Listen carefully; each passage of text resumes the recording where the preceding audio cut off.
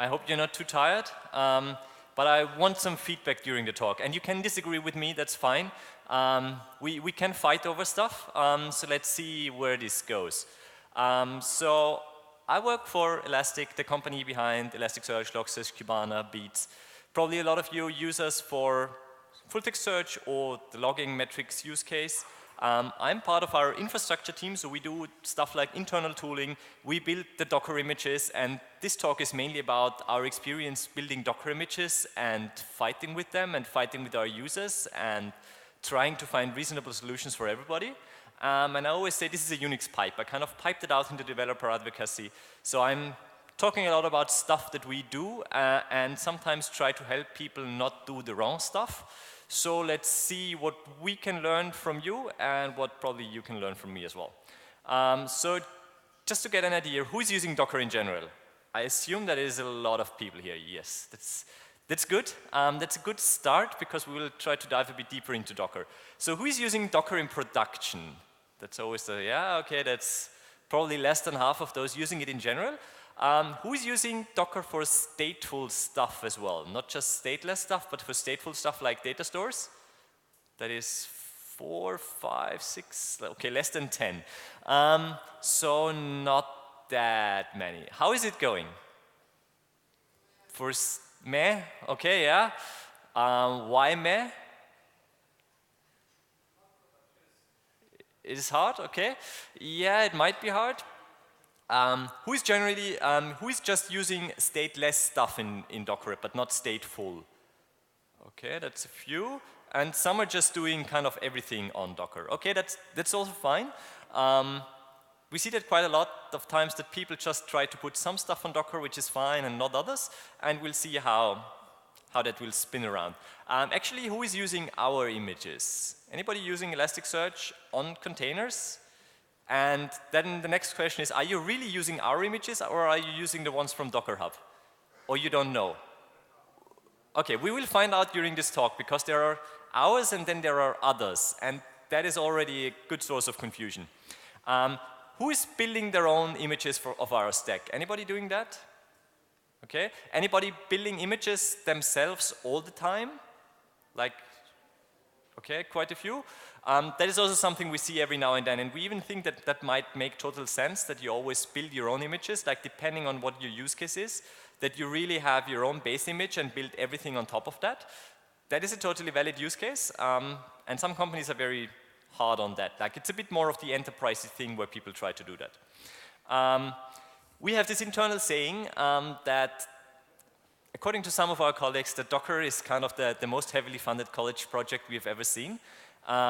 Because it's like so much stuff we've seen that breaks over time that we're sometimes not fully happy with it. And we also think that kind of this is the right logo for Docker. Like, this should be the Docker logo, and we are all the little Nemo fish.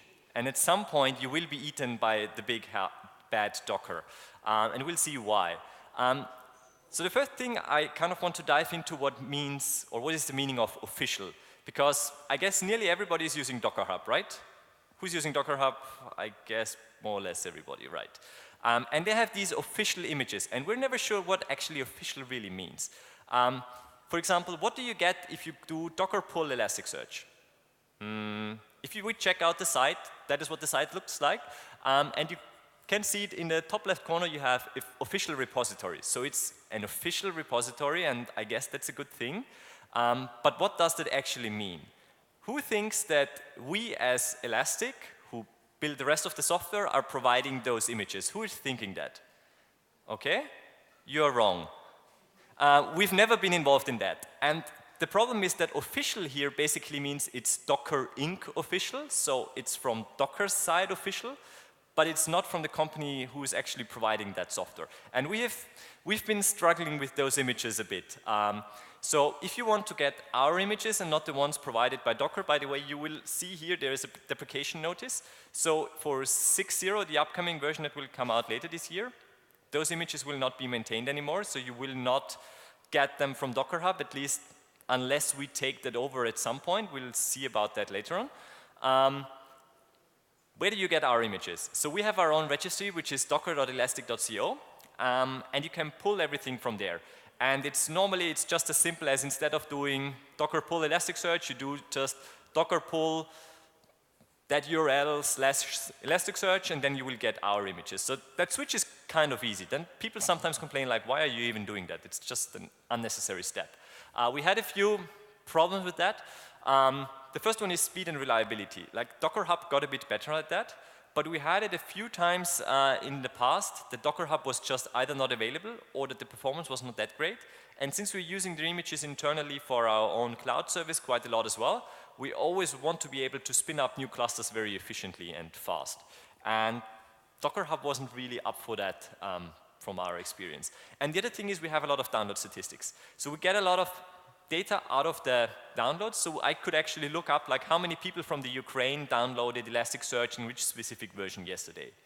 And we actually know which regions are more active than others. For example, I think the #1 region for downloads has been India like forever, because there are just a lot of people in IT there.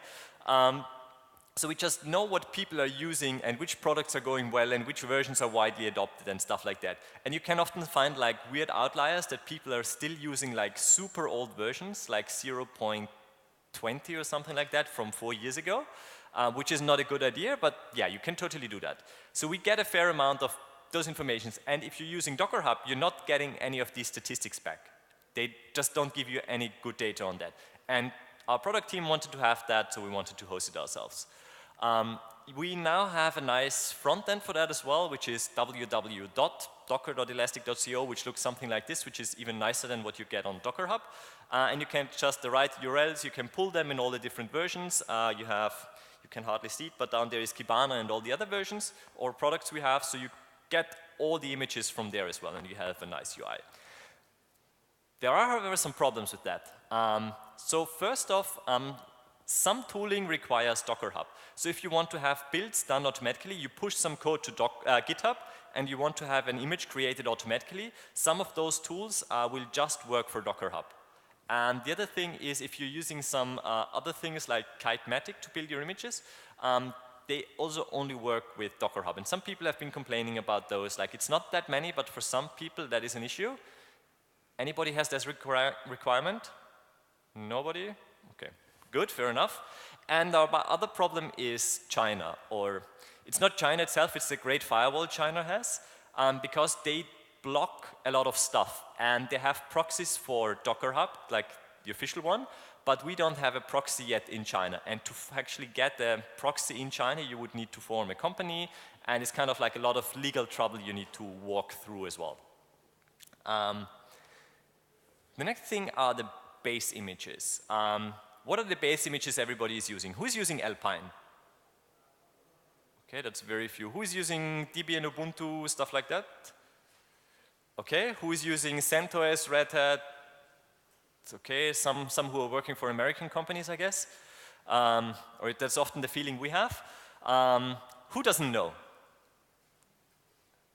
2, 3, okay, some don't know. That's also fine. If you don't care and it's just working, that's totally legal. We've had a lot of fighting with Docker images or base images. So we started off with Alpine because everybody was like, Alpine is the future, you want to use Alpine. They're small, they're just built for containers, so that is what you want to use. But that was only working for Elasticsearch. With our other products, we had problems because Kibana is based on Node, and at least a year ago when we started, Node was not officially supported on Alpine, and we cannot really add that support ourselves, so we had to find a different base image, and that was Ubuntu in the end. And the beats, also, they would have probably worked, but Logstash is JRuby, and JRuby doesn't work on Alpine from what I know at all. So you're pretty much stuck on that as well. So for Elasticsearch, we were using Alpine, and then for the other products we had, we were using Ubuntu, which is possible, but probably not really what you want.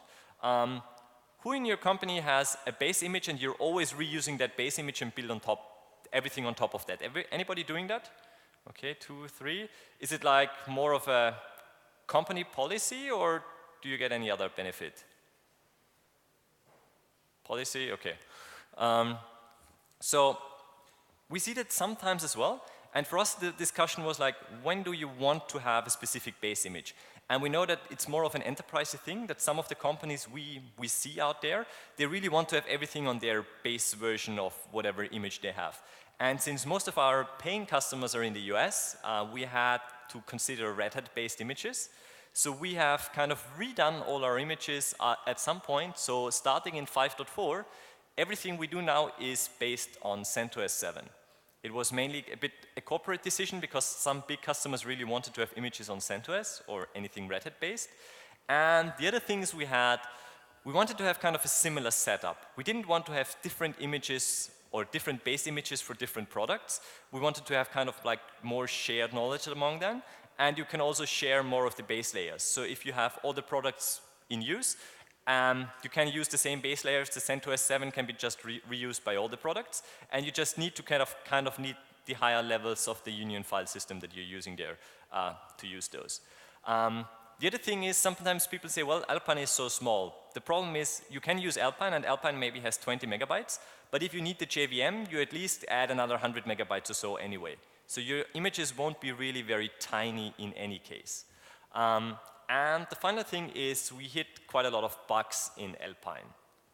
And those were normally not the nice ones, but rather the nasty ones, where we actually hit like some super low-level system calls which were deep down in MuCL, since it's not glibc based, but MuCL. It was just hitting some weird bugs down there, and those were normally very hard to reproduce, and you need to get the fixes in there. Alpine is generally pretty quick to fix stuff and bring out new releases, but we just had too much pain finding bugs and reporting them and having them fixed and then getting out the new patched version. That stuff really worked. Like, unfortunately, it was quite a pain to get that. glibc is probably not nice, but it's very battle tested, so people know what works and what doesn't work. And MuCL is kind of nicer and maybe newer and maybe nicer, but it still has more bugs, so we were fighting more and more bugs in that. And you can totally disagree with me on that, and we can discuss it afterwards as well. The other side, or the main downside of that approach, is the size. Since Alpine is much smaller than CentOS, our images will grow. Like, you can check that out. This is pretty small, but we'll get into the details in a moment. I've just pulled down the last images, which were 5.3 based. These were Alpine and Ubuntu, and then everything that is CentOS based. And you can get that into a table, and you can see that the images were a lot smaller and have grown by quite a bit. So that is nearly fivefold or fourfold at least the size Elasticsearch, for example, it used to be. For who would that be a problem? Anybody thinks that is a problem? Yes, okay, why? Just because of the size in general? Because our thinking there is mainly, or before we go into why they are so big, is that if you have stateful stuff like Elasticsearch, you probably have gigabytes or even terabytes of data in those containers. So the base image size doesn't matter that much. Like, if your base image is 160 megabytes or 600 megabytes, doesn't make that much of a difference if you have 100 gigabytes of data in that. Which is true for production. But I understand that people are not that happy for development. Like, if you have 10 different containers running with different base images, that will add a lot of disk overhead for your development environment. We get that. We're not really sure where to make the trade-off. We will try to get our image sizes down again, but we don't think it's the main pain point. And just to elaborate on why are our images so big, the first thing is we have a CentOS base image, but it's not that up to date. So for security reasons, we always run a YAM update. So that is another layer we're adding in there, and that is adding quite some size. And the other thing is we hit on anything Red Hat based, we hit some weird JVM bugs in the JDK 8 144, and we needed to pin everything to another JVM version, which is 141, and that is another layer we need to merge in, and that adds quite a bit of overhead again. So that will be gone. We don't really know why, but 151, the next one, seems to be good again. But in our testing, like, that caused a lot of issues, and we added another layer and a lot of more disk space. So this setup kind of is the core why the images are so large, because we're doing a lot of stuff while packaging them. And yeah, as I already said, like, if it's something stateless, probably you want to deploy that very frequently. Like if you have your microservice or whatever in a container, you probably deploy it 10 times a day. And then size matters because you don't want to store that much, you don't want to have big transfers. But for anything stateful, like how often do you deploy something stateful? Probably once a month or twice a month, but not more often. Like we normally don't do patch releases more than once a month or so even. So even if you do all the updates that we provide, you probably wouldn't do many more updates than that. So we're always like that stateless stuff can be pretty small and should be, but stateful stuff, if that is a bit larger, it doesn't matter that much. That's our assumption. But we can discuss that afterwards if somebody strongly disagrees. I know that some people say like we want to keep a lot of versions and we don't want to have so much disk space just for all the different versions we have ever rolled out. But again, for production it shouldn't make much of a difference because in comparison to the size of data you store in Elasticsearch itself, it should still be pretty small. Yeah, for the future, we'll make stuff a bit more complicated. Because right now you have, for one Elasticsearch version, you have one Docker container. In the future, for every release we will do, you will get 3 different versions. Because right now we package our commercial extensions in our containers, which you can turn that off, but some people don't want that. So we will have a pure open source image in the future. We will have something with the free but not open source extensions. You can just freely use them on premise, but we don't want any other cloud providers to use them. So those will be the default images, and you can get more of our commercial extensions in a trial version of our Platinum images. So you will have 3 different releases for each version that we have, depending on which one you pick, with Basic being the default. We will also try to slim down our images by using multi-stage builds and trying to avoid the YUM update. The one thing that we are still discussing is, do we need different base images? Because we know that some people are like, we want to have something Ubuntu or Debian based, and others are like, we absolutely have to have something Alpine based. We don't really want to do that because it will kind of explode every release. So if you have for one release, you have 3 different flavors, and each of those flavors has 3 different base images. So for every version we release, for every single product, that would mean 9 different Docker containers we have to build and maintain. And in all of those 9, there could be different bugs. So we're really not too keen on doing that. We'll see if we get there. The other thing we don't want to do is Windows-based images. Anybody using Windows in containers? Anybody? No. Everybody's shaking their head in disbelief. Okay. So there is actually a good reason why you would want to do that. Right now, if you're using Windows in a Docker container, you always have this virtualization layer in between, because I think Microsoft wants to change that, but right now you cannot run the container natively on Windows. Unless you're using Windows Server 2016 plus a Windows Docker container, then it can run natively. So that is the reason why some people really want to have a Windows-based image so they can run it natively without any virtualization, which would make sense from a performance perspective. Just on our team, nobody is using Windows, and we really don't want to. So we are trying to fight back, but we'll see how long we will be successful. But it's good that nobody wants it here, so we don't have to do it immediately, basically. Yeah. Another interesting thing are releases. Who is using latest? Anybody? Nobody dares? Okay. Who is using latest for production? Anybody using latest for production? No? Okay. That is a good thing. Or at least for stateful stuff. I always say this is one of the zombies. That is one of these ideas that should have been killed kind of a long time ago, but it's still keeping on, and you don't really get rid of that, to always run latest. Why is it especially a bad idea for anything persistent? Imagine you start the cluster with 3 nodes today and you get 5, 6, 3, or that is what would latest be. And in 2 months, you add 2 more nodes and you add latest as well. And suddenly you add Elasticsearch 6 potentially in there. And then you have mixed major versions. And you probably break an API and you will maybe make your entire cluster inoperable. And that's what you really don't want to do. So for anything stateful, you really want to have that version pinned. And we made the error, like in the very beginning of our images, we had latest. And then we realized that this is a really bad idea and it will potentially break a lot of clusters. So we kind of fixed that and circumvented it, and there is no more latest in our images now.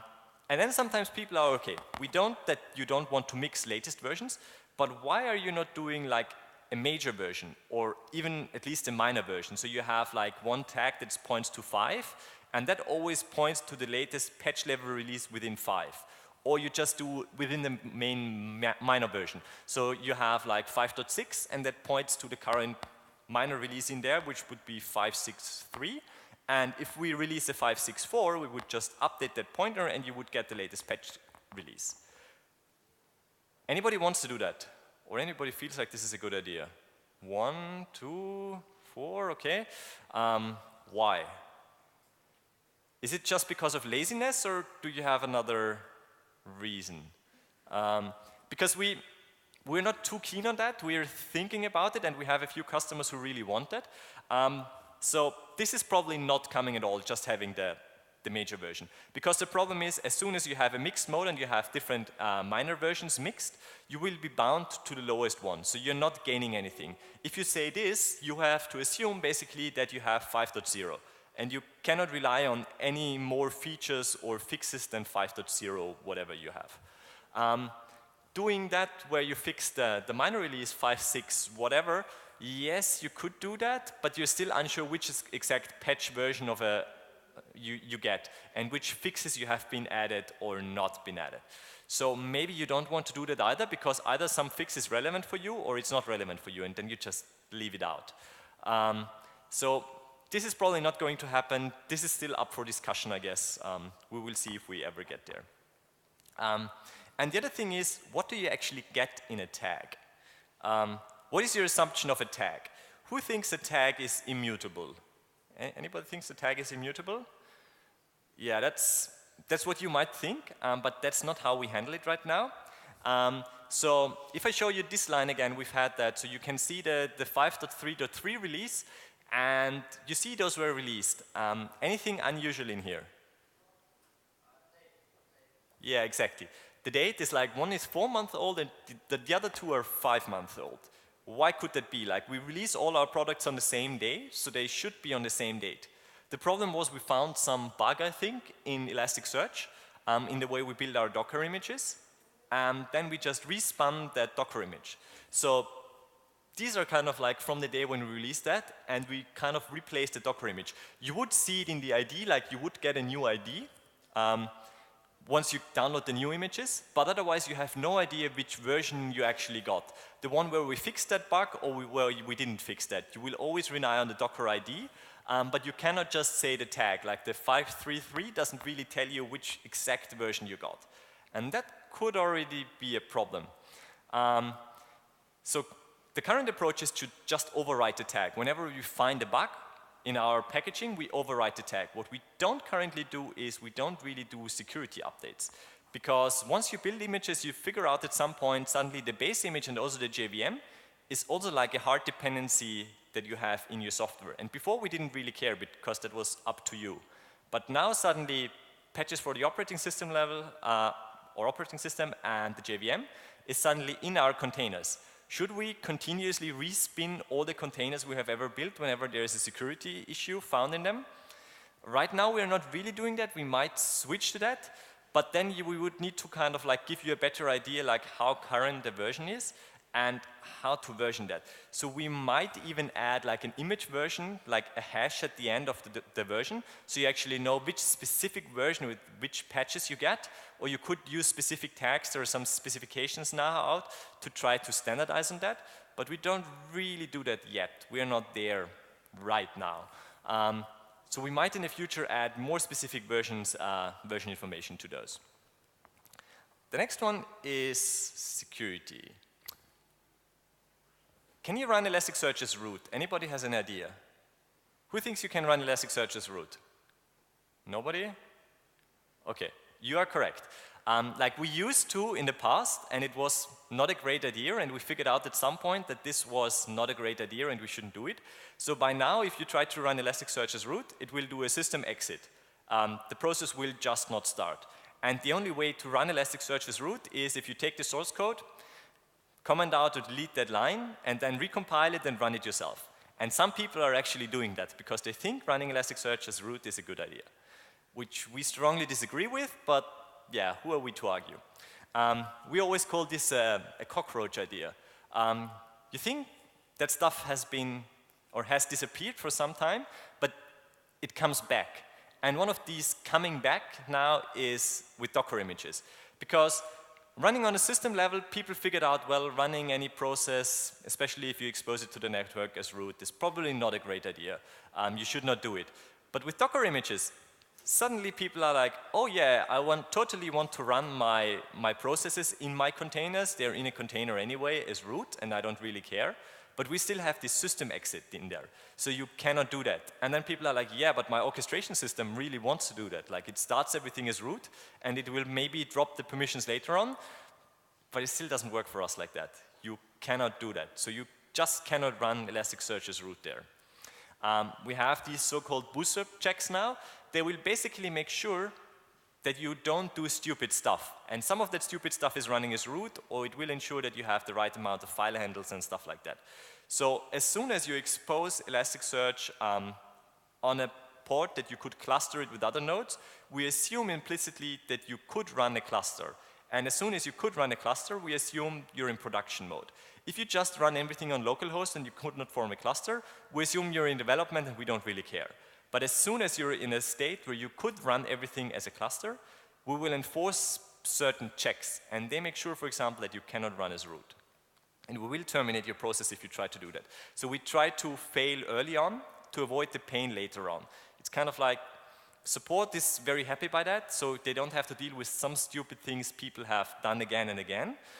But it's a bit more work for you. We're aware of that, but we think still this is the kind of right trade-off there. However, we have added a new Docker mode, because to do anything with Docker, you potentially need to bind the interfaces to an external interface so you can contact that Docker image from the outside just to connect to it to work with it. It's not called officially Docker mode, but I always call it Docker mode. So you can say it's a single node, but you expose the interfaces to the outside world so that you get out of your container, but you cannot form a cluster. And then you don't need to jump through all these bootstrap hoops and make sure you fix everything there. Other things that we have found that were kind of a pain with Docker is we were using default credentials. And now the process won't start up anymore with the default credentials, but you will need to set up some credentials while you configure the instance, which is not great if you get a full Docker container, because that is pre-built. It shouldn't change anything at runtime. So what you will need to do in the upcoming 6th version is that you need to pass in an environment variable to override that password. Otherwise, you will not be able to connect. And the final thing is certificates. Like we will enforce the use of TLS certificates for communication in the future. If you have that in a production mode running. The problem is, how do you generate certificates? You don't want to generate a new certificate when you start up a Docker container, because that would change the Docker container every time you run it. You probably don't want to do that. So right now we have pre-generated certificates, and we have a big warning in the documentation, don't run this in production. Probably nobody is going to read it, but we try to say it. Please don't do that. But that's the current workaround. You might be able to just start the short-lived container in parallel and generate your certificates there and then distribute them to the other Docker images you have. But it's not as easy. Like security in Docker often feels like some stuff is just meant to be hard or a bit harder to fix than it used to be before. Okay. And then we have the big topic of support. Like you put out Docker images and you always think, well, is anybody going to use them or not? And it turns out a lot of people are actually using our images, but they also want a lot of support in the end of what we see. So one thing we have very clearly stated in our containers is, or in the documentation is that we run in the container as the user Elasticsearch, and we have that user ID and the group ID 1000. And if you mount that out to a directory to write your data, which you probably want, because if you want to replace or update your container, you want to have your data persisted outside of that container, those will need to have those permissions as well. Otherwise, you will not be able to access that. And this is one of the most common issues we have, that people are like, yeah, but I need to set up permissions. Like, I cannot be bothered with that. I don't really care. Like, do whatever you want, but I don't care about anything. They have this nice thing, they want to have a fire and forget Docker container. Like it's I always call it the YOLO mode. I don't care, I just want to run it. which will not work very well with persistent data in the long run. Like it will make you very unhappy at some point. So we don't do that. And that is also part of the official Docker containers that you can download right now. They're using that approach that they are mounting to the outside world, but they will change the permissions on your host system. And we think that is a really bad idea. So we are very strongly in the opinion that you should not mute the bind-mounted local directory. So we will not change those permissions on the host system. We think that the Docker image should never change anything on your host system, but the old images were doing that and people kind of got used to that. By now you will need to set the right Unix permissions. And that is kind of another thing we see. People always assume like, I don't need to know Unix anymore or anything about permissions because I'm using Docker containers. But in our experience, it's kind of the opposite. You suddenly need to know a lot more about file permissions again than before, because you need to set up stuff correctly, because otherwise it will totally fail. Once again, this is kind of a zombie that should have been killed a long time ago to set the right permissions, but people still don't want to do that. And there's another very nice quote that, yeah, if you do not understand Unix, you're condemned to reinvent it, but poorly. And that is what we see, that a lot of people cannot be bothered to learn kind of like how do permissions work. And they then suddenly have a very bad time running our images. Another question, like, what do you think is the limit of number of open files and number of processes you can open in Docker containers? Anybody has any idea what Docker sets there? Who thinks there is a limit? Okay. Who thinks it's infinity? Okay, unfortunately, it is infinity. It was changed like 1.5 years ago. So that would be the right commit, like they changed it in July. And by now, the Docker hub, so the Docker daemon does not enforce any limits on the process or the number of open files. So that is infinity. But that doesn't mean it's infinity always. It basically means it inherits whatever you have on your host system. And Docker doesn't kind of further constrain them, but you're just inheriting what you will get from your host system. And that is actually a setting that if you want to do anything about performance or data stores, which you should try out what you actually get in your container, because otherwise you don't know really what to do. And you can actually pretty easily do that. So for example, I ran that on my Mac, and I just ran my CentOS 7 container. I ran a bash command and then checked the ulimits. So the number of open files is set to around 1 million, hard and soft limit, and the number of processes is unlimited. But that is inherited from my host operating system. And if you are on, I don't know, Debian or CentOS or whatever, your limits might be different. And this is something that you will need to check to actually know what your containers are using. Otherwise, you're just flying blind. That is one of the settings that you really should check out if you do persistent stuff.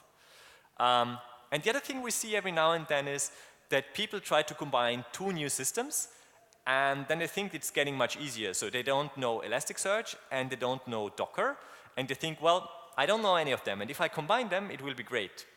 But obviously, it's kind of the opposite, that then you just get more chaos and despair, and people get very frustrated, and if you don't know Docker and you don't know Elasticsearch, just please learn them separately and don't try to combine them, and especially don't open a lot of issues for us, because we don't want to do Docker support for you. We got quite experienced by now, but it's something we don't really want to do all the time.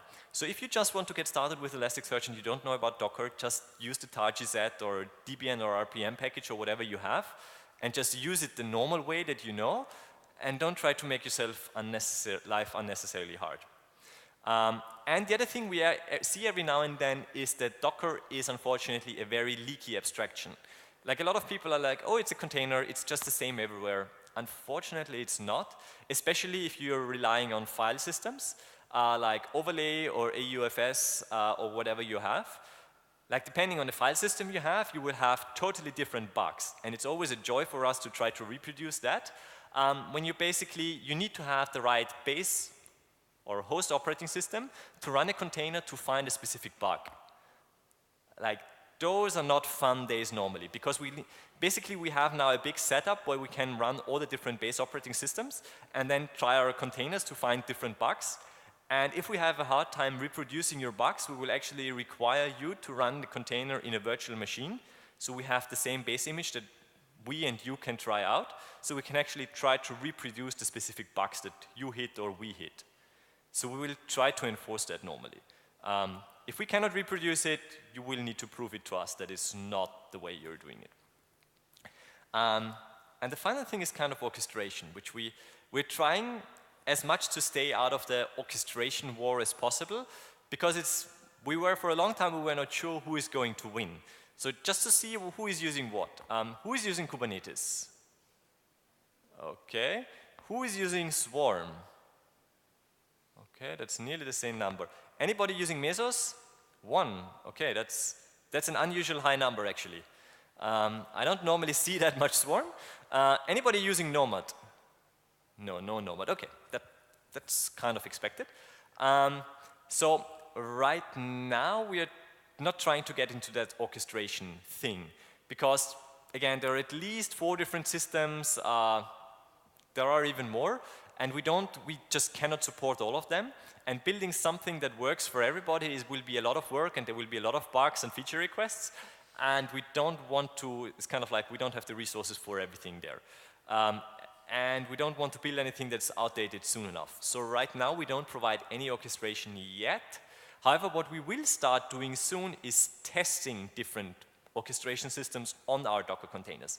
Because every now and then people actually find bugs or problems with our Docker images when they use them in some orchestration tool, which we're not really aware of. For example, one of the classics we found, we are using dots in the environment variables. So normally the way to configure our containers is to pass in environment variables. And you need to give them a specific environment variable, and then we will apply that. But for example, Kubernetes couldn't handle dots in environment variables and would always choke on them and throw them away. Even though dots in environment variables are generally totally legal and you can just use them, or like at least to the Unix standards, you can use them everywhere. But Kubernetes didn't think so. But in the upcoming, or the just released 1.8 release, you can finally use dots there. But this is again something that we need to test to actually find out what works and what doesn't work on the orchestration side.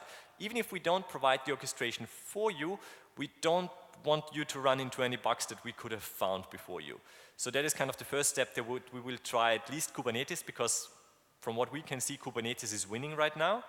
That we are trying to build on that and test on those. But yeah, we'll probably not provide a full-blown Kubernetes integration there as well. And the other thing is that we have kind of our own orchestration tool, which we call Cloud Enterprise, which does a lot more than the regular orchestration you have. For example, we could do upgrades in place for you, and yeah, feature additions and more management of the entire cluster than just the orchestration like Kubernetes does, which is too generic. But we don't really know how to position like Kubernetes. Like if we provide a proper Kubernetes integration, plus we have our commercial tool for that, we don't want to kind of fight internally between a free version and a commercial version that we have, because that would make some of the people who built that and also the salespeople very unhappy.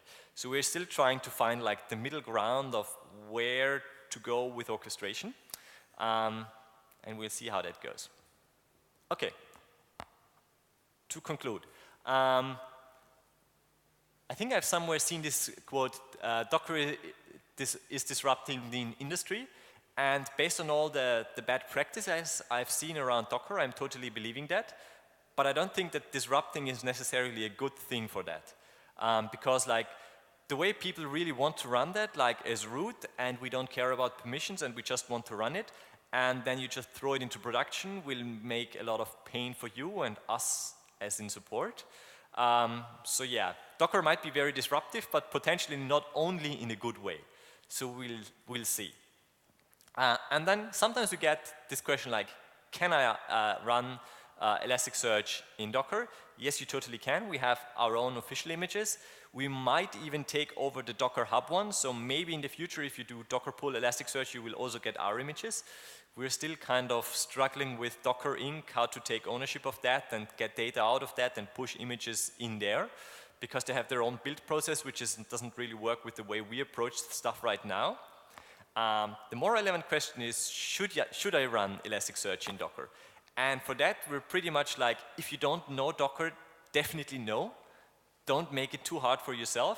If you run everything else on containers, and you know containers very well, and you feel comfortable running stateful stuff on containers as well, yes, do that.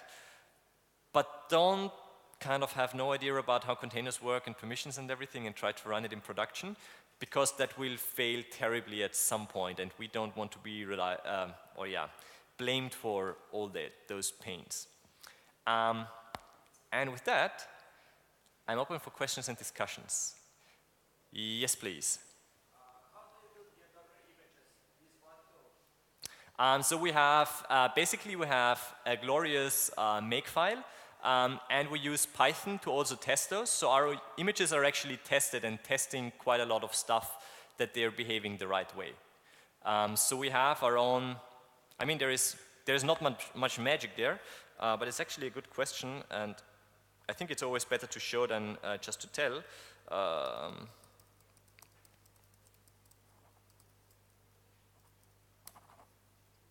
So if you go to GitHub, Elasticsearch -Docker, this is where you can find our images.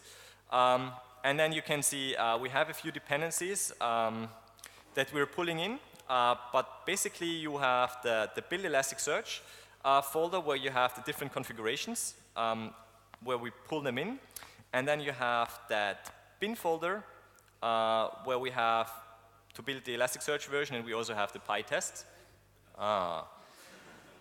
That is very unfortunate. My bad, I'm sorry. So this is where you get the PyTest. For example, this will run our unit tests here. And it's basically connecting in and wrapping that PyTest. And going back to the overview. So you have build Elasticsearch and you have these templates. And with the templates, basically we're using Jinja base files, and those are pretty long. So we have kind of a pre-stage, and then we have a stage to actually build them. If we scroll further down, here we're actually building them. That is the actual build step. So that is all the logic that is there. And if you were not happy with anything, we're more than happy for pull requests. Of course, you can fork and build your own images to try to do other stuff. But normally, yeah. This, for example, is how we set up the user permissions, and these are the user permissions you will then need to run on your host system as well. So that's all there, and then in the end we're kind of pushing out the final image and configure where to expose stuff, configure the entry point and stuff like that. So that's all out in the open. We have quite a lot of issues, people open, and we try to kill as many as possible. Some are longer feature requests and they stay open for longer. Any other questions? Wait a sec.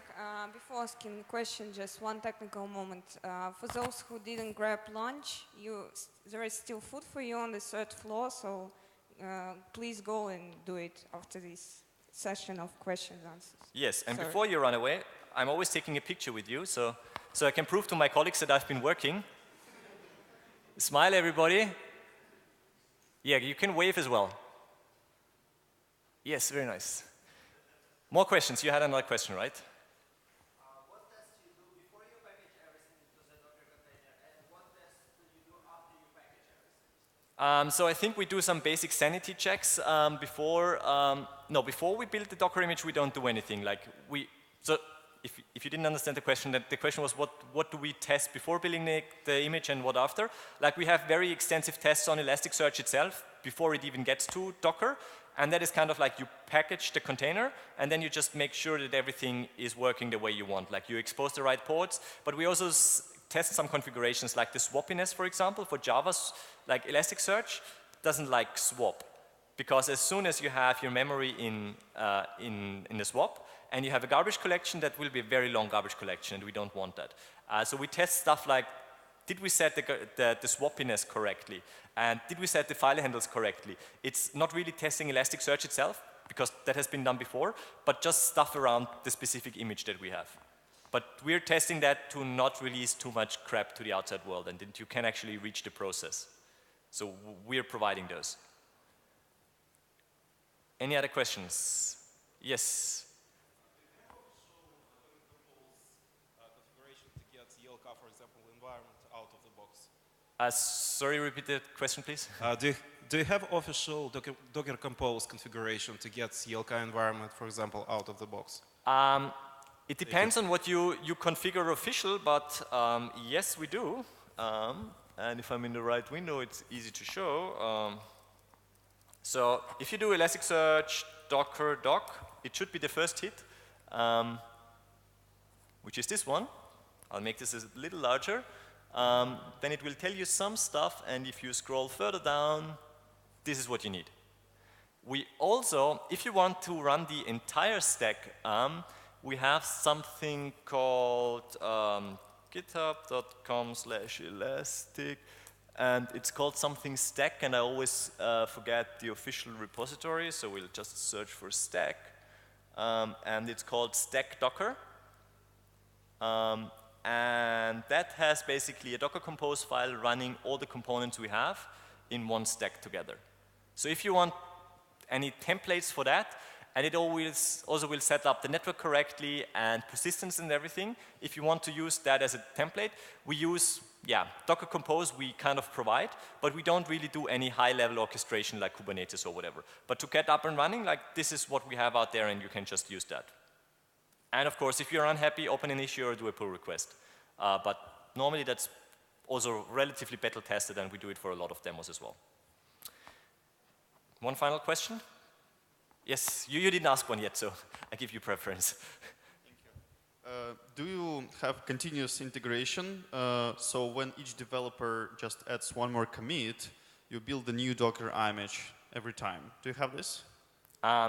We're currently building that mainly for our internal users. I'm not sure if we will open source that, because I know some of the colleagues, they say we want to have like a very up-to-date master, out of the master branch version of Elasticsearch to test against that, because we're working on the, I don't know, Logstash or Kibana team or whatever, and we want to test against it, but we don't always want to get that. We just want to get a current Docker image. We are about to build that. I'm not sure if we will release those, I assume so. But we are already building those, but it just started 2 weeks ago or something like that. But just for integration tests, but they mostly make sense for internal stuff because a lot of things might break. I'm not sure if you really want to run those. Like we release, like if we have for the upcoming 6 version, we had the beta and the release candidates, we provide those Docker images. But normally most people are happy with the stable versions, but yes, you can get, I think you will be able to get those images for the builds as well. Otherwise, just ping us, and I'm sure we can give you the link for that, because they are out there. We're building them for internal use mainly. But for me, just more interesting, do you have this as development practice to build a new image each time every developer does one new commit? Oh, yeah. So we have about 50 Jenkins slaves, I think. And they're continuously testing, like day and night, and sending day and night failed emails out to people. So generally, yes.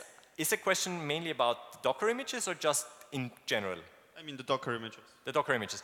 So normally we don't do that much in depth for Docker images, because once you have the major version, not much should change from the orchestration side. You just basically package the new bytes you get and put them into the new version, and like through the outside it should behave the same. But to make testing for others easier, we will provide that. But for Docker itself, there shouldn't be that much of a change in general. We have our tests, and whenever we change something, we do test it before pushing it out. But I don't think like testing just the Docker images for the sake of the Docker images itself makes that much of a difference. Thank you. Sure. And yeah, I think we're pretty much out of time. If you want to have stickers, I have a lot of stickers over here. Grab as many stickers as you want. Thanks a lot.